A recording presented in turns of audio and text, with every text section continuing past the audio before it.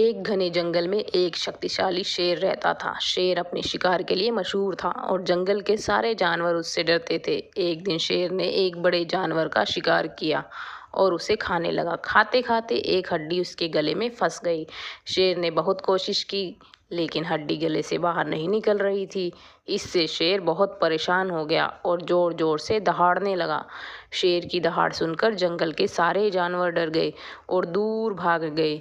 शेर का दर्द बढ़ता जा रहा था, उसकी हालत गंभीर होती जा रही थी। तभी एक चतुर सारस वहां से गुजरा। उसने शेर की तकलीफ देखी और उसकी मदद करने का फैसला किया। सारस ने शेर से विनम्रता से पूछा, शेर महाराज, क्या मैं आपकी कुछ मदद कर सकता हूँ? शेर ने दर्द से घबराते हुए कहा, मेरे गले में हड्डी फंस गई है। अगर तुम उसे बाहर निकाल दोगे तो मैं बहुत बड़ा इनाम दूंगा।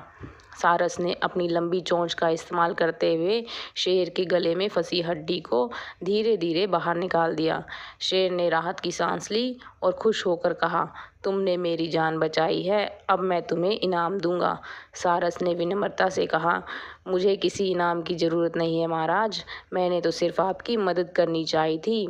शेर ने गर्जना करते हुए कहा, तुम्हारा इनाम यह है कि आज से तुम मेरे सबसे प्रिय मित्र हो। सारस ने शेर की बात समझते हुए कहा, महाराज, अगर आप मेरे मित्र बन जाएंगे तो इससे बड़ा इनाम मेरे लिए क्या होगा।